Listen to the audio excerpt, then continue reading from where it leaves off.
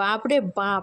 একটা রাইডে ওঠে মনে হচ্ছিল যে আমি সাক্ষাৎ যমরাজের সাথে দর্শন করে এসেছি, নাহলে আমি আকাশটাই ছুঁয়ে ফেলেছি, এমন একটা অভিজ্ঞতা আমার এইসব রাইড করে। তো নমস্কার, আমি চন্দ্রিমা, একটি নতুন ভিডিওতে সবাইকে স্বাগত। তো তোমরা তো আগের ভিডিওতে দেখেছো যে আমরা টয় ট্রেন করে পুরোটা ঘুরে দেখেছি। এইবার আমরা এসেছি ওয়াটার পার্ক। তো প্রথমেই এসে আমরা নায়াগ্রা ওয়াটারফলসের দর্শন করে নিয়েছি। এটা আছে কলকাতাতে, এটা কিন্তু কোনো বাইরের রাজ্যে আমি যাইনি, ঠিক আছে? ছোট মতন একটা নায়াগ্রা। তো ওই ঝর্ণাতেই আমরা স্নান করছিলাম। প্রথম যখন আমরা নেমেছিলাম কৃত্রিম উপায়ে একটা ঢেউ দেয়, তো সেই ঢেউটা তখনও পর্যন্ত দেয়নি। এই ঝর্ণাতে ওই ঝর্ণাতে মিলে তো আনন্দ করছিলাম। তারপরে শুরু হয় ঢেউ। তো জেবিএর টুং টুং করে বাজছিল, খুব একটা যে জোর ছিল তা না। এর থেকে তো ভালো আমাদের পাড়ার পুজোগুলোতে যেসব বক্স আছে, খুব সুন্দর গান বাজার, খুব সুন্দরভাবে নাচাও। এবার যাচ্ছি ওই দূরে যে রাইডটা দেখতে পাচ্ছ, ওই রাইডটা করতে কিন্তু বাপরে বাপ, সেই যে আমার কি যে অবস্থা হয়েছিল সে ধারণা। প্রথমে তো উঠেছিলাম, কিন্তু যখন আমি এই মুখের দ্বারে গেলাম, বাপ আমার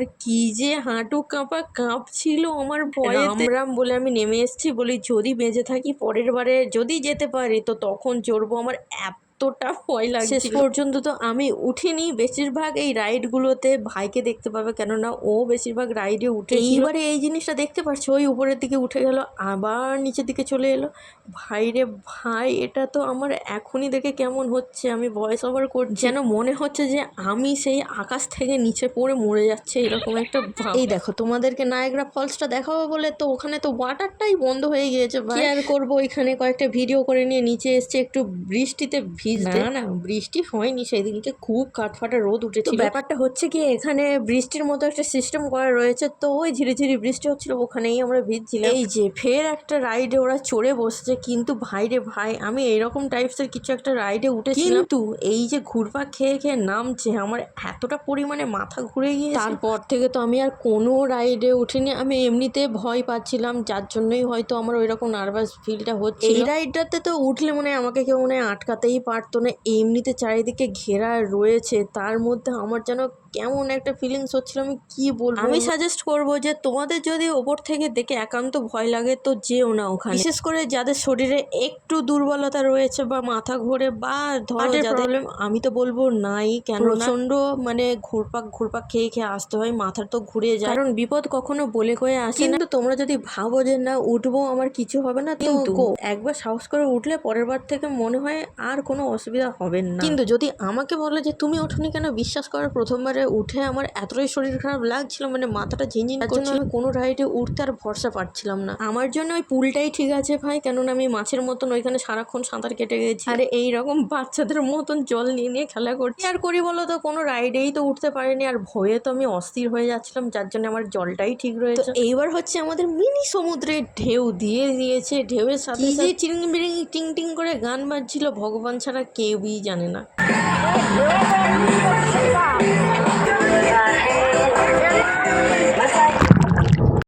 আনন্দ করেছে এরা, জলের নিচে ঢুকে ভিডিও রাইড চড়েছে, এইগুলো সামান্য বাচ্চাদের রাইড, আমি তাতেও ভয় পাচ্ছি, তার মানে বুঝো ঠেলাটা। তো ওকে, আমাদের স্নান সব হয়ে গিয়েছে, এইবার যাচ্ছি আমরা খেতে, কারণ প্রচন্ড খিদে পেয়েছিল। যে পরিমাণে খাওয়ারের দাম এখানে, সে আকাশ ছোঁয়া। এই একটা কম্বো প্যাক তবুও রিজনেবল প্রাইসে পাওয়া গিয়েছে। এখানে ছিল veg chowmein, veg fried rice, এখানে চিলি চিকেন আর স্যালাড, আর একটা চাটনি টাইপের দিয়েছিল। বিশেষ করে দুপুরবেলায় চাউমিন খেতে একদম আমার পছন্দ নয়, আমার এমনিতেই ভালো লাগে না। আর দুপুরের দিকে বাঙালিরা অবশ্যই ভাত খুঁজবে, কিন্তু ভাত তো ওইটুকুনি ছিল, তো আর কি আর করা যাবে, যেহেতু ভেতরে তো বাইরের কোনো খাবার অ্যালাউ নেই। তো খাওয়া দাওয়ার পরে এসছি এই রাইডটাকে দেখতে, ওই যে আগে যে রাইডটা ওটা কিন্তু বেশ ভয়ানক ছিল, আমি তো এমনিতে উঠিনি, ওটা যদিও বা দেখছিলাম, ওই যে যা খেয়ে, তো ওখানে উঠলে মানে সবকটা মানে ঝরে ঝরে পড়ে যেত, এমন একটা বিশ্রী রাইড ওটা বলতে পারো। আর সব থেকে সুন্দর রাইড হচ্ছে এটা, জলের মধ্যে নৌকাগুলো তো সুসুর করে যাচ্ছে, এটা হয়তো বেশিরভাগ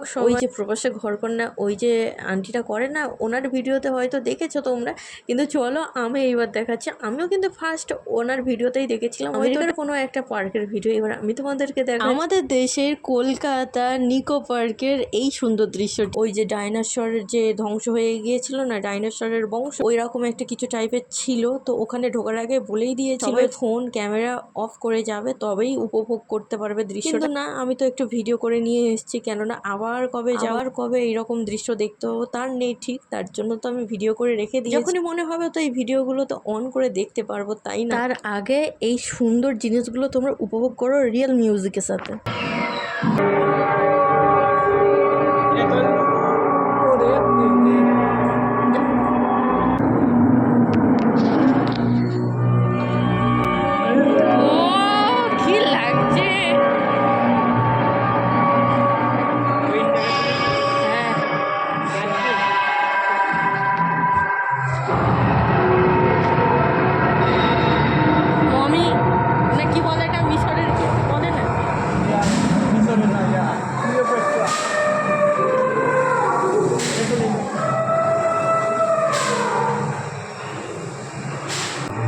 এই রাইডটা আমি আর একবার আসবো।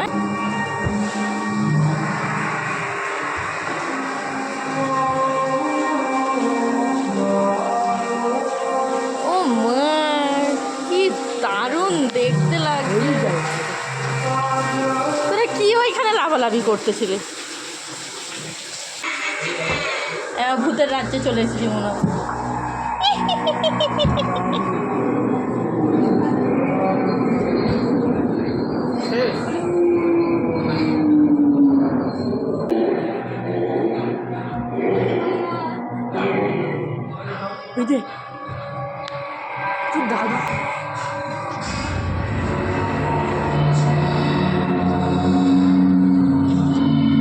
দাদা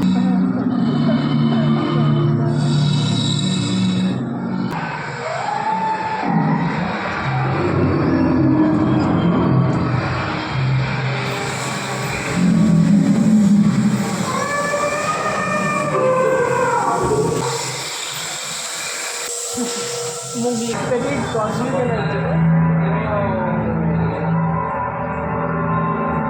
মিনিট শুরু হয়ে গেছে।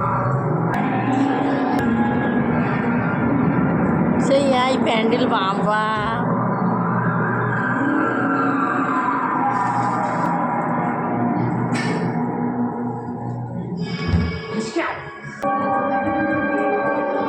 এটা চাঁদে মনে হচ্ছে।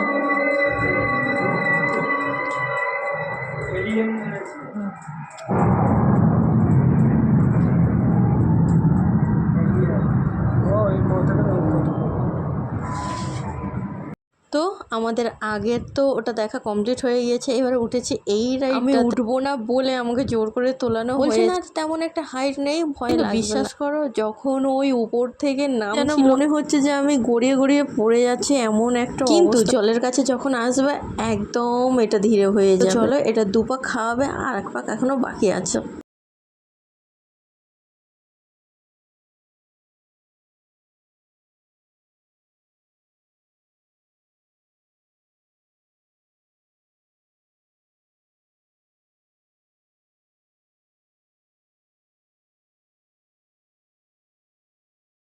এই যে এই নামলাম জলে, এক ফোঁটা কিন্তু গায়ে জল আসে। এবার যাচ্ছি আমরা রোপ ওয়ে চড়তে। তো রোপ ওয়েতে ওঠার আগে আমাকে তো বারে বারে ওরা জিজ্ঞেস করছে এটাতে তোমার অসুবিধা হবে না তো, এটাতে তোমার কিছু হবে না তো? এটাতে আমার তেমন একটা অসুবিধা হয়নি, বরঞ্চ আমি খুব ভালো করে রোপ ওয়েটা এনজয় করেছি। এই তো আমাদের রোপ ওয়ে ছেড়ে দিয়েছে, মাঝখানে কিছুক্ষণের জন্য দাঁড়িয়েছিল, তো ওখানে ফটো ভিডিও করে নিয়েছি। আর ওপর থেকে এত সুন্দর নিচটাতে দেখতে লাগছিল, আর এই পার্টটাতে হাজার হাজার কাঠগোলাপ ফুল ফুটে আছে। আর এই পার্কের ভিতরে না প্রচুর প্রচুর কাঠগোলাপের গাছ রয়েছে, বলতে এত সুন্দর দেখতে লাগছিল, পুরো পার্কটাই দেখা যাচ্ছিল। তার নিচে এরকম একটা পুকুর টাইপসের আছে, ঝিল যাই বলো না কেন, তার জন্য তো আরো সুন্দর লাগছিল। মাঝখানে জানো তো কয়েক ফোঁটা ঝিরিঝিরি বৃষ্টি হয়েছে, তারপরে আকাশটাকে দেখো কত সুন্দর লাগছে, যেন মনে হচ্ছে এই তো সামনে পুজো চলেই এলো। আরো অনেক রাইড ছিল যেগুলো চড়ার মতন আমাদের সুযোগ হয়ে ওঠে। রোলার কোস্টার আরো অনেক কিছুই মানে রাইড ছিল যেগুলো আমরা চড়িনি।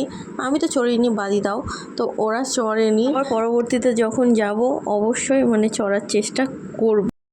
আমার এইটাতে উঠে প্রচুর সাহস বেড়ে গেছে, কেননা নিচে জল আছে, পড়ে আমি সাঁতারে কেটে উঠে পড়তে পারবো।